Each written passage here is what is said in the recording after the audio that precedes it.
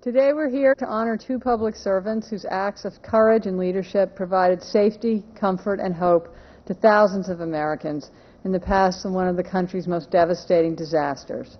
When Hurricane Katrina left St. Bernard Parish under 15 feet of water, Doris Voitier didn't wait for others to act, and she didn't quit when others were unwilling to help. She set aside personal and professional considerations to rebuild her schools so the children of her community could return home. Doris Voitier has shown us that common sense leadership and a refusal to accept defeat can brighten the future in even the bleakest of circumstances. For her remarkable public service to the children of Hurricane Katrina, we are pleased to present her with the 2007 Profile and Courage Award.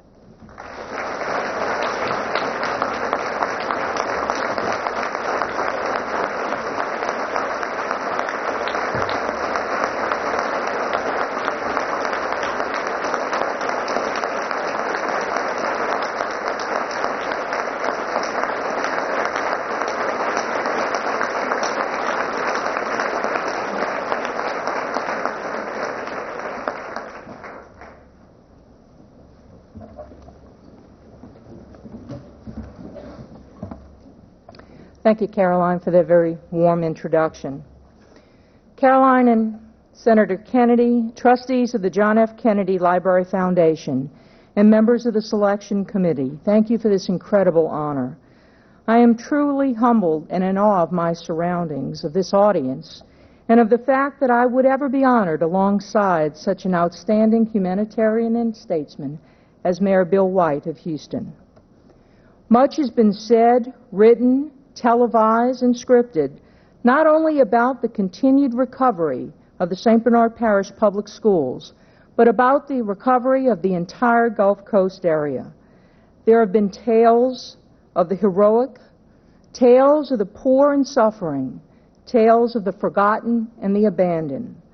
But there have also been stories of remarkable resilience, stories of courage, stories of hope, and stories of new and promising futures to come. And that is our story, a simple one of ordinary people placed in extraordinary circumstances.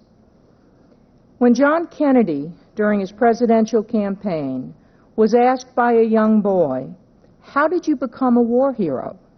he replied, "It was involuntary. They sank my boat."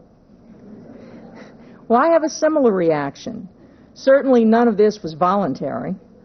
Katrina and those responsible for the faulty design of our levees destroyed my schools, drowned some of my neighbors, and devastated my entire community. On August 29, 2005, every home, every school, every church, and every business in our community suffered massive damage. And Katrina forever changed the lives of a very close-knit, hard-working, middle-class community of 68,000 people. By now, you have heard many stories of the unbelievable wall of water that inundated St. Bernard Parish. The principal of Chalmette High School, Wayne Warner, and his assistant, Cookie Munn, and I, along with our finance officer, David Fernandez, our transportation director, Kathy Gonzalez, and our former superintendent, Frank Otterer, will forever remember the frantic pace at which we had to move our shelter residents to the second floor of our building lest they drown in the floodwaters. We were forced by rising water to lead or carry over 250 people, many in wheelchairs, on oxygen, on ventilators, in need of dialysis, in varying stages of dementia, to the second floor of our building. And then we watched in horror as we found ourselves surrounded by a lake, hearing cries for help all around us echoing from our neighborhood rooftops. Thankfully, the water leveled at about 8 feet, but by that time we had lost most of our provisions to the murky waters. Then the boats came. And I wish I could say it was the military or the Guard or some such agency that responded to our devastation. But it was our own people, those hardy people of St. Bernard Parish who lived off the land, began a rescue operation of unfathomable proportions. By nightfall, over 1,200 people were in our school as we pulled them in through the second-floor windows after our neighbors' boats docked on our covered walkways. 1,200 people who were tired, hungry, and without dry clothes, all huddled together, all frightened and in a state of shock, each relying on our small band of educators to chart their course of survival.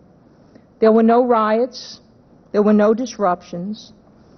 There were just hundreds of people, just like you and the person sitting next to you, who in the blink of an eye lost everything they had worked for over their entire lifetimes, who now looked to us for rescue and help. And we accepted that responsibility because that's what school people do. By late Wednesday, we marched over 1,200 people through thigh-deep water about 1.5 miles to a staging area on the levee of the Mississippi River, where we hoped state and federal government agencies would eventually come to our rescue with a means of evacuation. Our elderly and infirm had been boated to a makeshift medical site in an abandoned building where the floodwaters had receded earlier. And by Thursday, after escaping in a crew boat on the Mississippi River with 25 other people, I was en route to Baton Rouge to begin the process of rebuilding our school system. And there, I believe, our story and our purpose here really begins. Within 1 week in temporary offices in Baton Rouge, we were operating with a borrowed computer, preparing to issue a payroll, contacting employees through donated internet space, begging our legislators for immediate funding since our entire local tax base had been wiped out, trying to secure a community disaster loan, and providing student academic and immunization records to parents who were scattered throughout the United States. Admittedly, we were in a state of professional and personal shock, but our focus remained clear: the reopening of the St. Bernard Parish public schools.